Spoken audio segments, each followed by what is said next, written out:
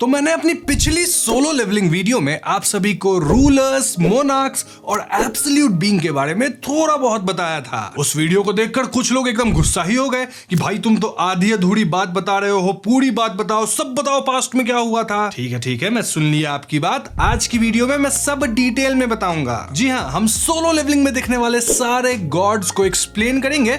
Explain से ज्यादा उनके पास्ट के बारे में जानेंगे कि आखिर हुआ क्या था। अब जाहिर सी बात है कि इस वीडियो में भर के स्पॉयलर्स होने वाले हैं, तो भैया जिन्हें स्पॉयलर्स नहीं चाहिए यहीं पे वीडियो बंद कर दो, बाद में रोने से कोई फायदा नहीं होगा। तो जब सोलो लेवलिंग की कहानी की शुरुआत होती है तब सिर्फ लाइट यानी कि प्रकाश और डार्कनेस यानी कि अंधकार का अस्तित्व था। यहाँ एक एब्सोल्यूट बीइंग था जिसे आप इस यूनिवर्स का गॉड मान सकते हैं, क्योंकि वही सुप्रीमली पावरफुल था। मतलब उसके पास अनगिनत शक्तियां थी। अपनी शक्तियों का इस्तेमाल करके ही एब्सोल्यूट बीइंग लाइट से डिवाइन हेरल्ड्स को बनाया, साथ ही वो डार्कनेस से 8 मोनार्क्स को बनाया। डिवाइन हेरल्ड्स को ही आगे चल के रूलर्स कहा गया, मैं वीडियो में रूलर्स ही बोलूंगा। इन दोनों दलों को शुरू से ही एक कमांड दिया गया था एब्सोल्यूट बीइंग के द्वारा, और दोनों दलों के लिए जो कमांड्स थे वो पोलर ऑपोजिट थे। यानी कि मोनार्क्स को दुनिया को तबाह करने की जिम्मेदारी दी गई, वहीं रूलर्स को दुनिया को बचाने की जिम्मेदारी दी गई। बस फिर क्या था, ये दोनों दल आपस में लड़ते रहे, वो भी अनंत काल तक, और इनकी लड़ाई का कोई अंत नहीं दिख रहा था। इस ना खत्म होने वाली लड़ाई से तंग आकर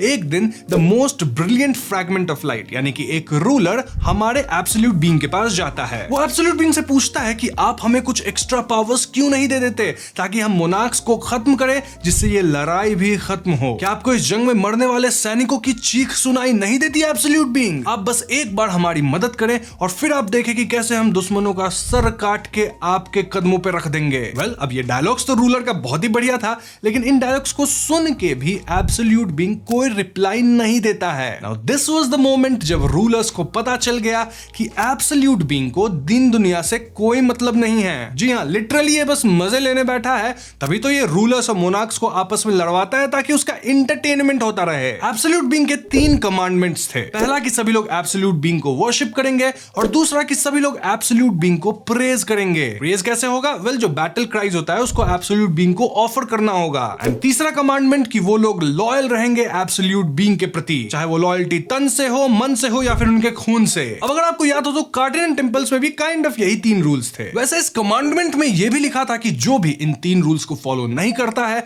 उसे बख्शा नहीं जाएगा। लेकिन रूलर सोचते हैं कि भैया जो लोग इन कमांडमेंट्स को मान भी रहे हैं वो भी तो जंग में बेवजह मारे जा रहे हैं। इसीलिए रूलर्स फाइनली डिसाइड करते हैं कि वो लोग एब्सोल्यूट बीइंग को ही खत्म कर देंगे, क्योंकि जब तक एब्सोल्यूट बीइंग है तब तक भैया ये वॉर खत्म नहीं होने वाला। यहां सिर्फ एक रूलर था जो कि एब्सोल्यूट बीइंग के खिलाफ नहीं जाना चाहता था, और वो रूलर बाकी सब के खिलाफ खड़ा हुआ। इस रूलर का नाम था एशबॉर्न, जो कि सपोजिटली स्ट्रॉन्गेस्ट रूलर था, the brightest fragment of light. लेकिन ऑफ कोर्स बाकी रूलर्स मिलकर लड़ रहे थे, तो एशबॉर्न उनके सामने नहीं टिक सका। इसके परिणाम अनुसार एशबॉर्न हार गया और उसे लग रहा था कि वो मर भी जाएगा, लेकिन तभी कुछ तो हुआ। जी हाँ, एशबॉर्न एकदम से उठ खड़ा हुआ, लेकिन इस बार डार्कनेस की तरफ से। अब ये कैसे हुआ? वेल, एशबॉर्न के अंदर एक यूनिक पावर एब्सोल्यूट बीइंग डाला था, और इस छिपी हुई पावर की मदद से एशबॉर्न जब भी अराइज कहेगा तो भैया जो लोग भी वॉर में मरे होंगे वो उसकी शैडो आर्मी बन के वापस आ जाएंगे। अब सोच के देखो, वॉर में तो कई सोल्जर्स, बहुत ही वीर लोग मरे होंगे,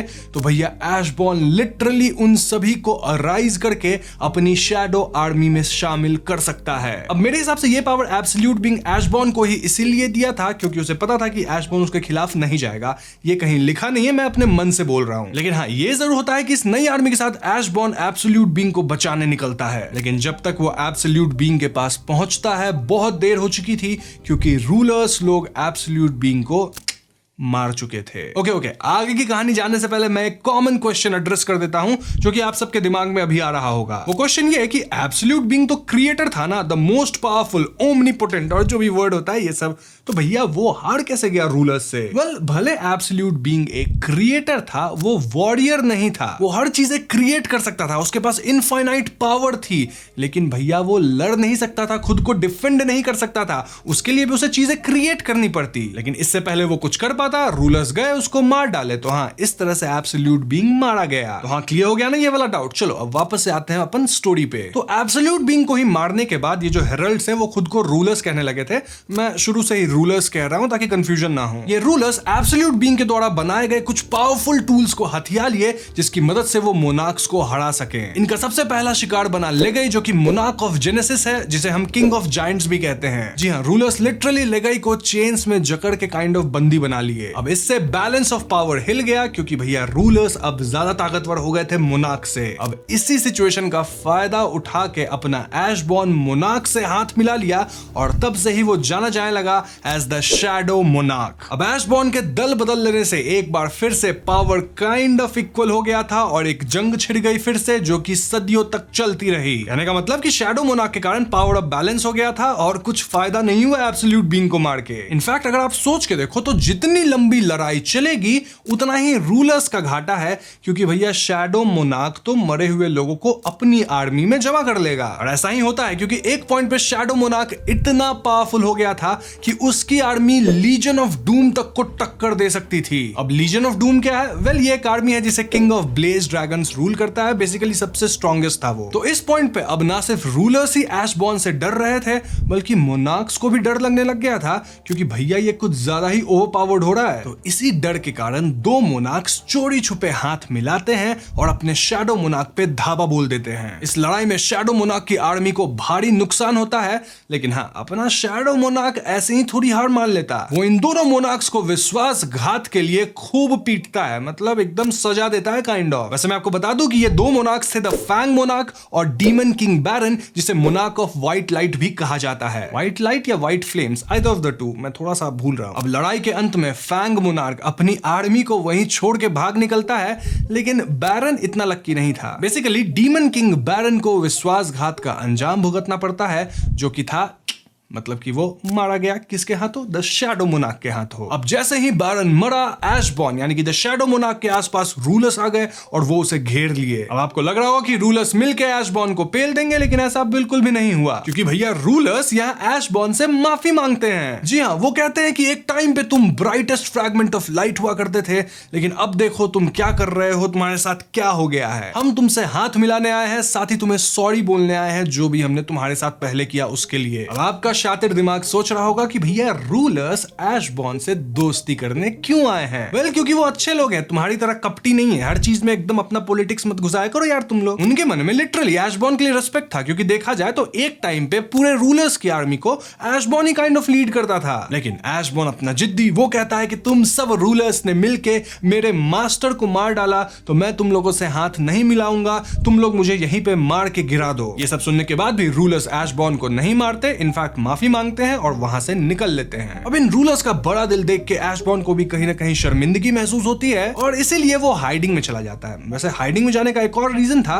कि ऐशबॉर्न की आर्मी बहुत ज्यादा ठिल गई थी इस लड़ाई में, तो वो छुप के अपनी आर्मी को वापस से रिबिल्ड कर रहा था, अपनी शैडो आर्मी को, क्योंकि वो है शैडो मोनार्क। अब सही समय आने पे ऐशबॉर्न फैंग मोनार्क से बदला लेने का सोचता है और उस पर हमला प्लान करता है। लेकिन अब तक तो रूलर्स मोनार्क की आर्मी की धज्जियां उड़ा चुके थे, क्योंकि एक बार फिर से मोनार्क्स कहीं ना कहीं वीक हो गए थे। इसलिए मोनार्क्स लिटरली डिमेंशनल रिफ्ट में छुपे हुए थे और वहां पे अपना शैडो मोनार्क पहुंचता है। अब शैडो मोनार्क के आने से जो ड्रैगन एम्परर था वो उसका एकदम वेलकम करता है। काफी अनएक्सपेक्टेड था ये। ऑफ कोर्स ड्रैगन एम्परर जानबूझ के ऐसा किया था क्योंकि उसको पता था कि अभी भैया हम लोग वीक हैं, इसके खिलाफ गए तो जो बची खुची आर्मी है वो भी खत्म और फिर रूलर्स हमें हमेशा के लिए खत्म ही कर देंगे, तो भैया इससे हाथ मिलाओ, ये अभी स्ट्रांग है। हाँ, ये मोनार्क साले बहुत तेज है, रूलर्स इतने एकदम साफ दिल नहीं है। तो इसके बाद मोनार्क्स रूलर से छिप छिपा के अपनी आर्मी को वापस से खड़ा करने लगे। उन्हें एक नया वर्ल्ड चाहिए था and that new world was earth, यानी कि हमारी पृथ्वी। रूलर्स को इस सब का पता लगता है, लेकिन जब तक रूलर्स पृथ्वी पे आते हैं